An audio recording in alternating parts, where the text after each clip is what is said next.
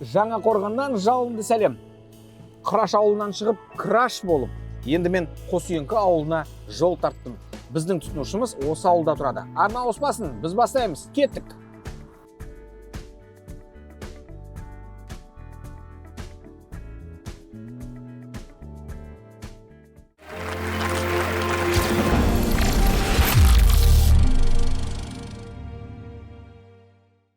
Құрметті көрермен, біз бағдарламамызды бастаймыз. Жайғасып отырыңыздар, теледидардың дауысын қаттырақ шығарыңыздар.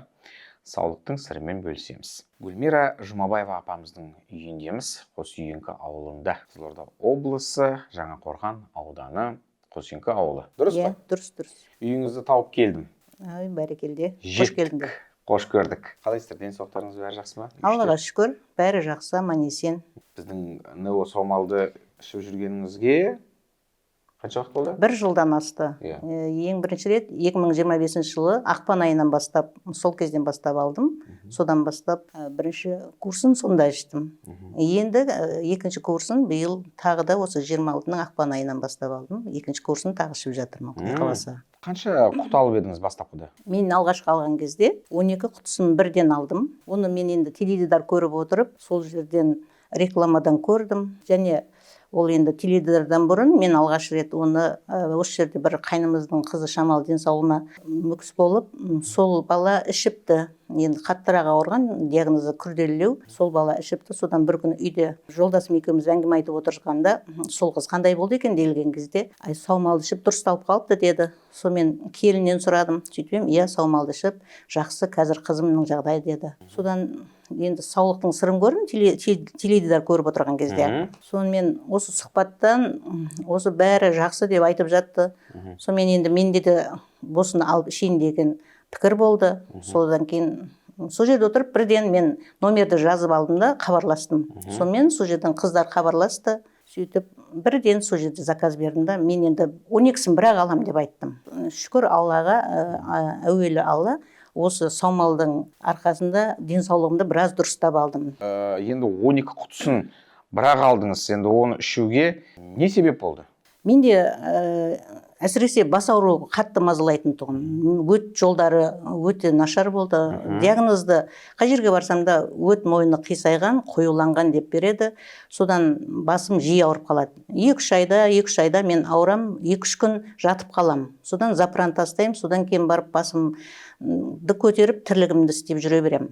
Сонымен енді одан кейін тамаққа деген тәбетім мүлдем болмай қалды. Ешқандай майлы нәрсені ешқандай жақтырмадым. Иісі келсе жаңағы маған ешқандай болмайды, жақтырмай тұрам. Сонымен жаңағы қара суға қайнатып ішкенді ұнатып қалдым да, күрішті қайнатып ішіп жүрдім, көбіне аппетит сондай болып қалды. Сосын енді бұл денсаулығым кетіп бара жатыр ғой деп енді біраз, одан кейін осы саумалды ішкеннен кейін жақсы түпай мен енді қазіргі таңда жақсымын деп айта аламын, шүкір Аллаға. Жақсы нәтиже берді. Енді мен ол 12 құтыны жолдасым екеуміз бөліп ішейік деп еді. Жоқ, мен енді бірінші мен көрейін нәтижесін дедім енді. Сосын тағы ары қарай жалғастырамыз дедім. Бірде бір құтысын бермей 12 құтының бәрін өзіңіз жұттыңыз. Иә. Ал екінші жолы тағы 12-сін алдыңыз ба? Тағы 12-сін алдым. Енді бұл жол берген шығар сен жолдасыңыз? Иә, енді бұны екеуміз бөліп ішіп отырмыз. 3 мезгілде екеуміз бірдей бөліп ішіп отырмыз. Бір жақсы жері сосын қасында сыйлығы бар ғой бұның. Иә, бірінші алған кезімде не екенін ұмытып отырмын. Сироп па бір нәрсе берді. Ұмытып отырмын, бірақ сосын 3 сабын берді. Ол сабын да керемет екен. Бетімізді жуып солай пайдаландық, қыздарыма бердім. Сондай-ақ бауырыңыз ауырған екен, иә? Иә. Ешнәрсеге салқыныңыз болмаған, әлсіздік болған екен сізде, иә? Иә. Мен қабырғам асты сыздап ауырып, бауырым сыздап ауырып, енді ешқандай жаңағы адам денсау болмаса ешнәрсеге қажет емес қой, ешнәрсе қызық емес, көңіліңде түсіп кетеді, зауқың болмайды. Осы саумалды ішкеннен кейін менің өмірге деген құлшынысым артты, шынына келгенде жақсы. Енді биыл жолдасым екеуміз үйде тұрамыз, балалардың бәрі сыртқа кетіп қалған. Биыл малдың бәрін екеуміз бірге жайғастырып, қыстай сол малдың шөбі бар, жемі бар дегендей ақ, соның бәріне мен жарап қасында бірге жүрдім. Мен шүкір Аллаға деймін, енді жақсы өмірге деген құлшынысымды арттырды. Бұл енді маған саумалдың сондай несі күш бергендігі, иә. Бізде енді үйде өзіміз бие сауамыз, бірақ енді табиғи саумал маған күштілік жасады. Ішем, мазамды алды. Сонымен айтып беріңізші осыны дұрыстап. Сіз өзіңіз бие сауасыз. Кәдімгі сауылған биенің сүтімен біздің нео саумалдың айырмашылығы және дәмі ішкен кезде өзіңізді қалай сезінесіз? Ол қалай сіздің ағзаңыз, асқазаныңыз қалай қабылдайды оны? Осы жөнінде айтыңызшы. Қалай айтсам болады енді, бір мазамды алады, ол ешқандай не қылмайды, сіңіп кетем дегенше. Дәмі жағынан жоқ, мен ол негізі саумалды өзім жақсы көрем, биенің саумалын жақсы көрем, дәмі бәрі ұнайды, ол жиіркенбеймін.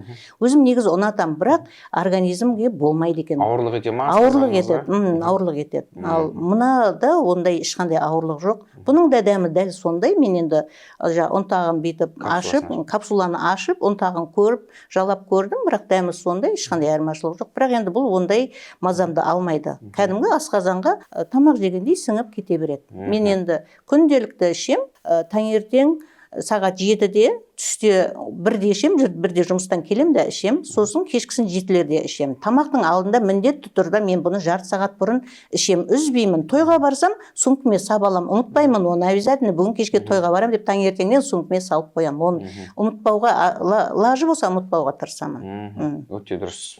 Дер кезінде уақытылы ішу керек. Осы орайда мен қазір енді біздің көрерменге айтқым келеді. Біздің нео саумал бұл табиғи биенің сүті. Біз бірақ бұны неміс технологиясы арқылы өзіміздің зауытта кептіріп артық майлары мен суын алып тастаймыз. Кейбір адамдар кәдімгі сауылған биенің сүтін іше алмайды, өйткені оның өзіндік иісі бар, дәмі бар.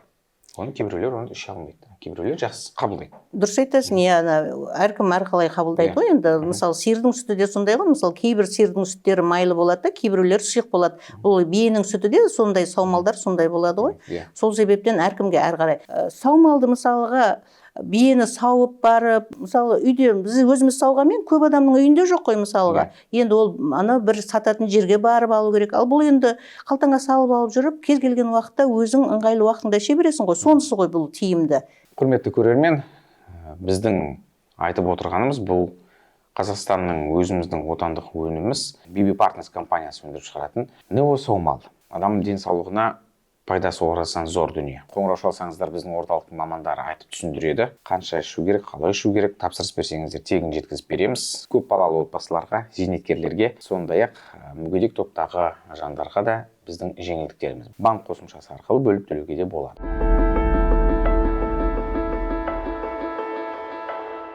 Сосын менің тағы бір айта кететінім, осы күз басталған кезде тұмаудың вирусы жаман болды ғой. Елдер қатты ауырды. Мен шүкір Аллаға биыл тұмауратқан жоқпын. Мен бір тұмауратсам, қыста бір 4-5 рет тұмаурататын едім, биыл тіпай тұмауратқан жоқпын. Мен соған таң қалдым өзіме өзім. Түш көріп, сондай жағдай болады, бірақ ары қарай еш нәрсе болмайды, жазылып кетем. Мен соған өзім тәнті қалдым. Енді қазір осы мен бірінші курсын ішкен кезде білдім, кәдімгі өкпедегі қақырықтарды түсіріп жатыр ғой саумал. Өзінен өзі саумал түсіріп жатыр. Кәдімгідей өкпеме әсер етіп жатыр. Сосын бұл негізі адам организміне осылай әсер етеді екен ғой деп өзім іштей солай ойлап жүрмін да. Әр органға өзі бұлай әсер ететіні белгілі. Адам енді өзіңді білесің ғой жағдайыңды. Ішіп жүргеннен кейін бұл қалай әсер етіп жатыр деп ойлап жүресің ғой, бірақ сосын жаңағы өт жолыма, сол аппетитімді ашып, тәбетімді ашып, сол өт жолыма жақсы әсер етті. Иммунитетті көтереді. Асқазан ішек жолдарын тазалайды. Бауырға, бүйрекке, қан қысымына, сондай-ақ варикоз, зобқа, адамға күн бойына күш қуат береді. Біздің нео саумал жақсы өзінің пайдасын беретін ол рас. Ол жөнінде білгілеріңіз келсе, төменде көрсетілген нөмірге қоңырау шалыңыздар. Бағасы қолайлы ма? Енді жан үшін, адам жаның үшін аласың ғой, енді өзіме тиімді деп есептеймін. Енді әркімге әрқалай шығар, бірақ енді мен өзім жаным үшін алдым, соған тиімді деп есептеп отырмын.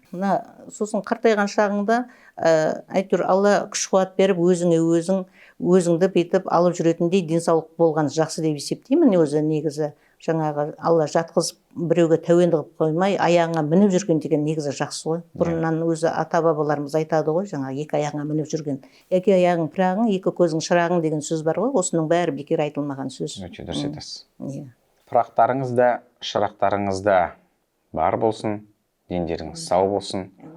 Ұзақ өмір сүрем десеңіздер, денсаулықтарыңызға назар аударыңыздар.